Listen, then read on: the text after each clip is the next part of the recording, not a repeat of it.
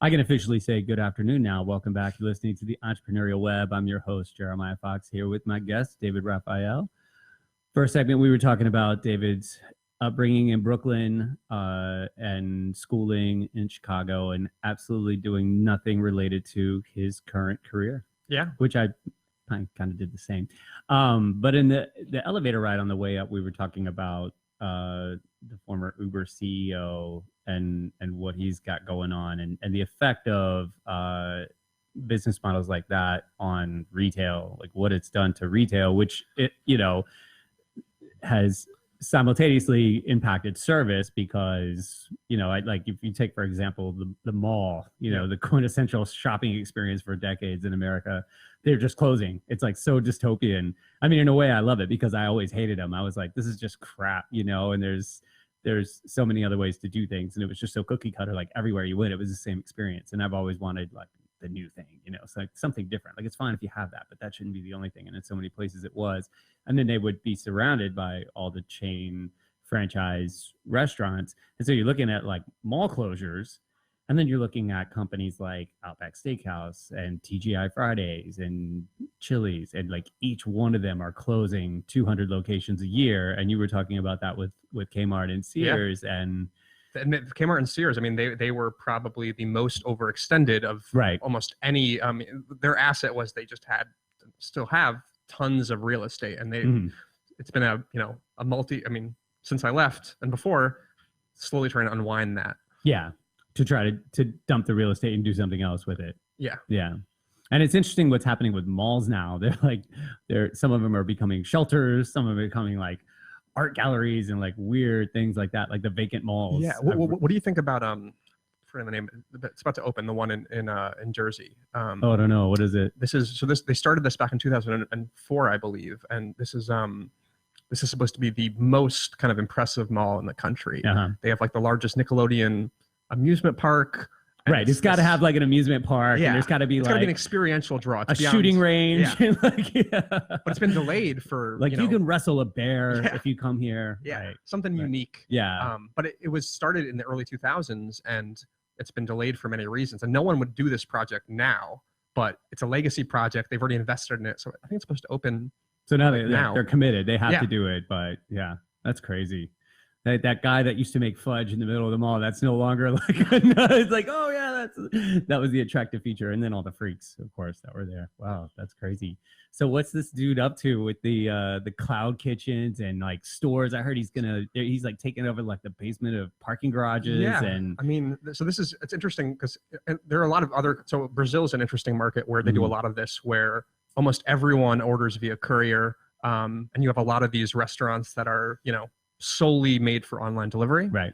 And so, he's following that trend. Right. I mean, it already started here. I know David Chang from Fuku had a couple places like that. And, those, I believe, didn't those shut down? Yeah. Yeah. And he said the volume was crazy. It was just, it was probably his first stab at that, and I love to listen to him. I love, a lot of what he has to say. And he's really open about, his losses and things that didn't work. And someone asked him in an interview, it was probably like a year ago, they're like, are you done with delivery? And he was like, probably not. Like, it sucked. It didn't work out. But we can do it better. Yep. He was talking about like guys rolling up on a bike with like a hot plate on the back of their bike and cooking it right there, and like running it up to your apartment, but like actually cooking it in front of you. He's like, you never know what's going to happen. That's an interesting model. Yeah, exactly. I mean, he might've been joking. He's kind of a wacky dude, but that's the cloud kitchen kind of idea is already here, where I've heard people talk about, I was ordering delivery from this place, and then we decided to go by, and it was like on the 6th floor of some building, and there's like, it was just like a room like this, just like a closed door, and they still get inspected by the Department of Health and everything, but there's no dining room, there's no like maitre d', there's no seats, you don't get any of that. And the challenge, I think, is you look at, I think Travis just raised $300 or $400 million from the Saudis.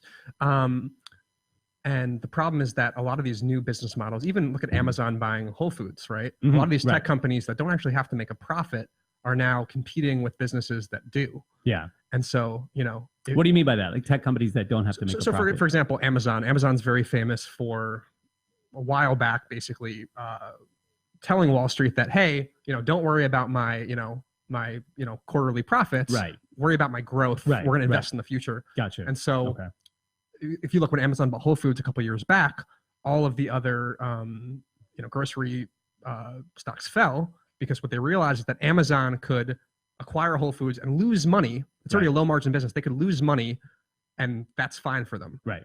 And so similarly, they're going for reach. Exactly. And they're going for growth. And so similarly, Travis, I'm sure, will go for growth, and it probably won't generate a profit, just like Uber, just like most of these tech companies. Right.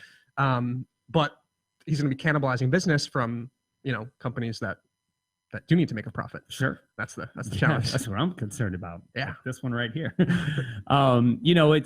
It's already had an effect. It's been obvious when things like really got hot in terms of the online delivery market, and I've seen it from both ends, from the retail liquor industry end and also from the full service restaurant end. And I think there's been a time where it's like, okay, there's enough market share for everybody. You can't be delusional in like the restaurant industry and like, we're gonna make millions of dollars at this restaurant. It's definitely a labor of passion.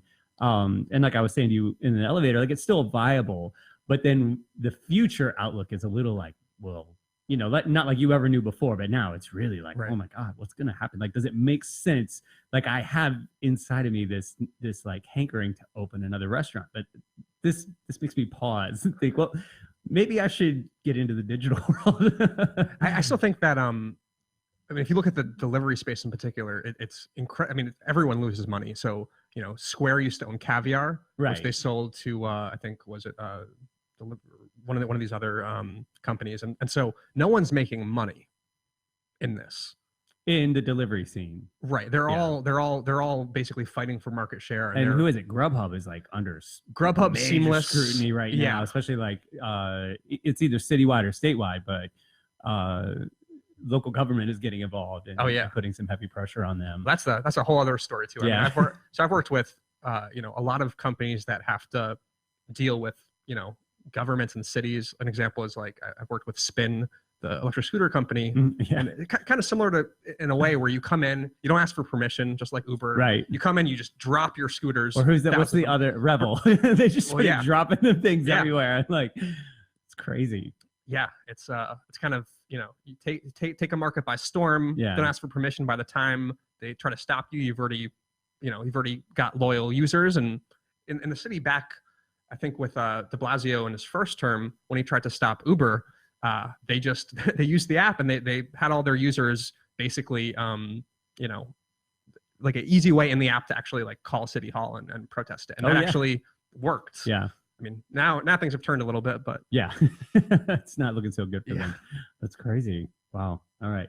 So we were talking in the first segment, you ended up staying in Chicago and working for Sears and Kmart, but something brought you back to New York City. Talk about that. And then how did you transition from like brick and mortar into more of a digital?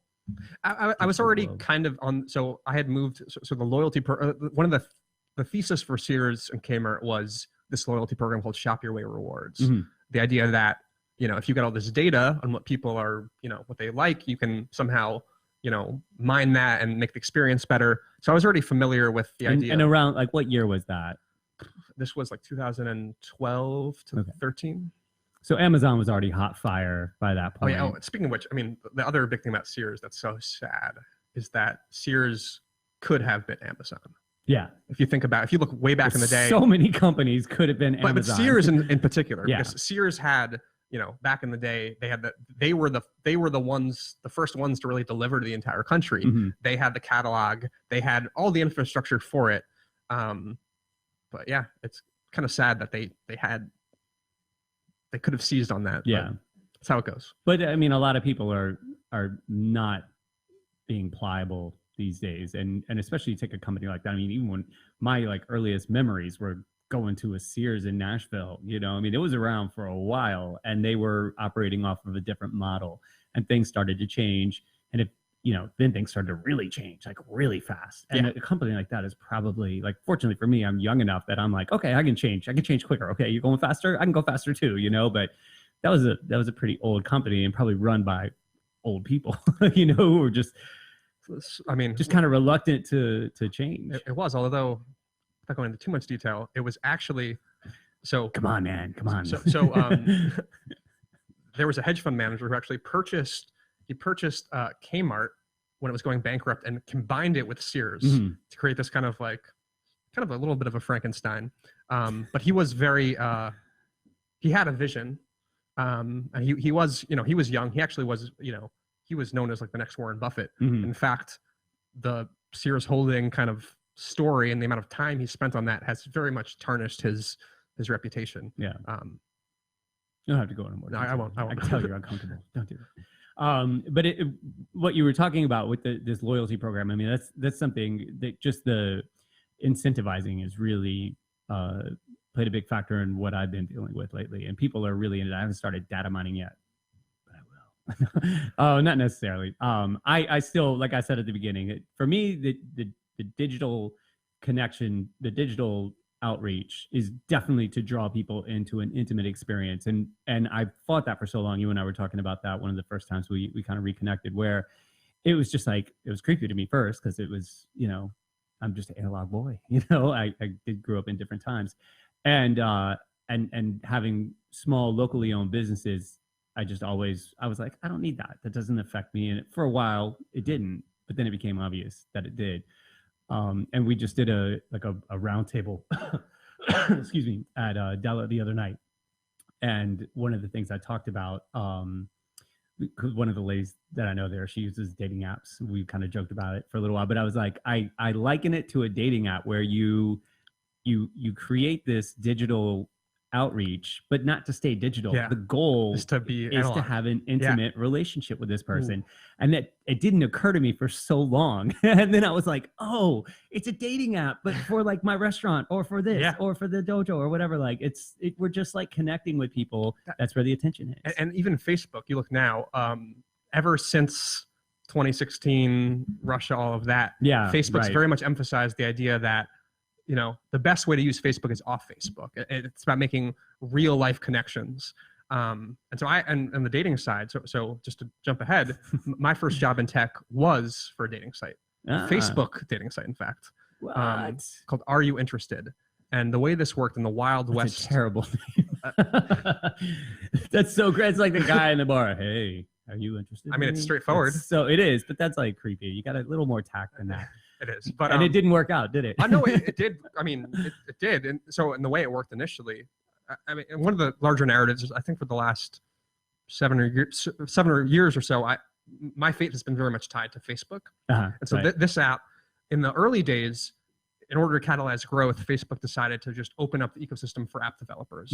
So, the way this worked, and this is very creepy and would seem very strange nowadays, but every time you would do anything on this app, on this dating app, it would be shared to your Facebook feed. And so I can see where this is going.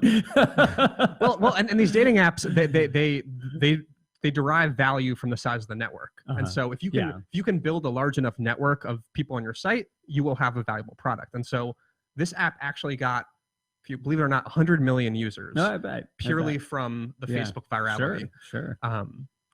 And so, so that was the foundation. And over time, Facebook just started, basically making things a little harder, and it just kept shrinking and shrinking and shrinking. Friction. That's another thing. All right, we're going to take a short break. That was a little creepy. I need to go cleanse. When we get back, we can get a little deeper in that and talk about some friction. We're going to take a short break. You listen to the Entrepreneurial Web.